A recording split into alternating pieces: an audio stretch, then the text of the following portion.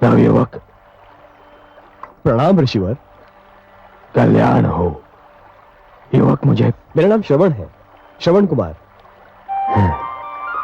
सुंदर है श्रवण, मुझे प्यास लगी है।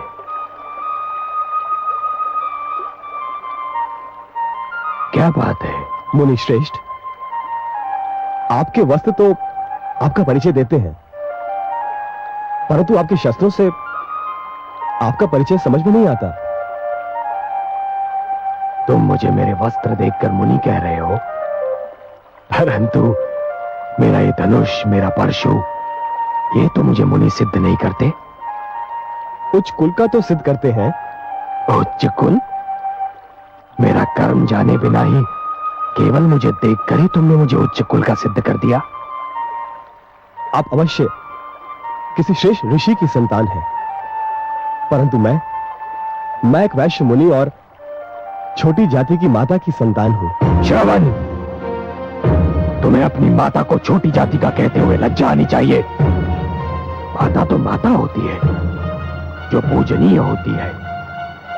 व्यक्ति की पहचान उसके कर्म से होती है। श्रवण, जन्म से तो सभी शूद्र होते हैं। जन्मना जायते शूद्राः संस्कारात् विजोच्यते। क्षमा करें, मैं तो आपका विचार करके कह रहा था। मेरे हाथों से जल लेकर। श्रवण, वायु हर श्रेणी के व्यक्ति को छू कर आती है, और हर श्रेणी के लोग उसी वायु से अपनी श्वास भर लेते हैं, शीतलता प्राप्त करते हैं। सूर्य की किरणें भी सभी के लिए समान होती हैं। श्रवण, मेरा अर्थ समझ रहे हो ना? लाओ, मुझे जल दो, मैं बहुत प्यासा हूं।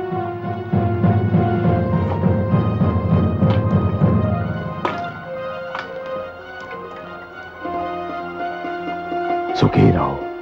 हे मुनिवर, आप मुझे अपना परिचय दें, बड़ी कृपा होगी, क्योंकि आज से आप मेरे आदर्श हैं।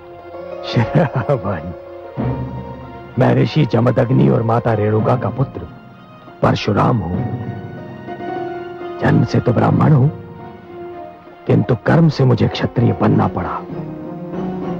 भगवान परशुराम, अहो भाग्य मेरे, जो मुझे आपके दर्शन हुए। एक तीर्थ स्वयं चलकर मेरे पास आ गया। मैं तुम्हारा तात्पर्य नहीं समझा। मैं अपने अंधे माता पिता को तीर्थों की यात्रा कराने निकला हूं। वो जो बैठे हैं मेरे माता पिता हैं।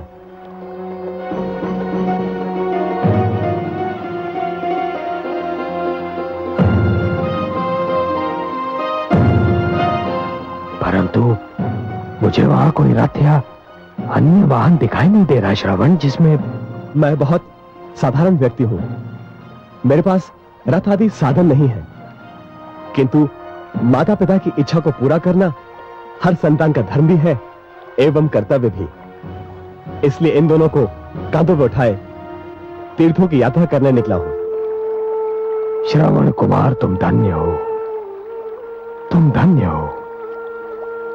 तुम्हारे दर्शन करने के उपरांत अपने माता पिता का परम भक्त होने का मेरा अहंकार तो चूर चूर हो गया। मुझे अपने चरण स्पर्श कर। नहीं नहीं नहीं नहीं, आप मुझे पाप का भागी ना बनाए।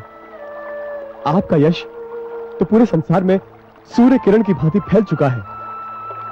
अब चलिए, चलकर मेरे माता पिता को दर्शन देकर धन्य कीजिए।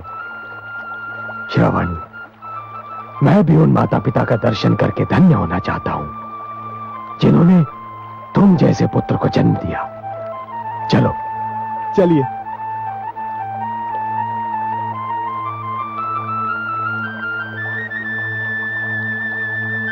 माता पिताश्री, भगवान परशुराम पधारे हैं। हमारे धन्यवाद। हे भगवान परशुराम, हमें अपने चरण छूने दीजिए। नहीं माता, चरण स्पर्श तो मुझे आपके करने चाहिए।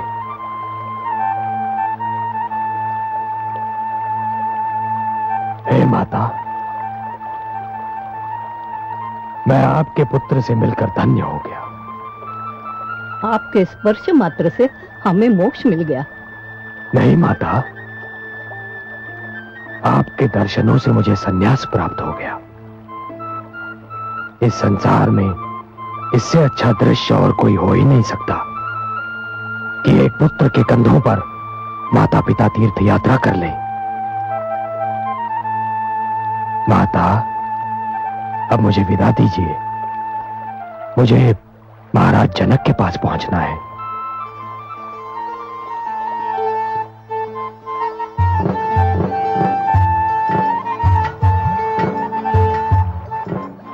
श्रवण,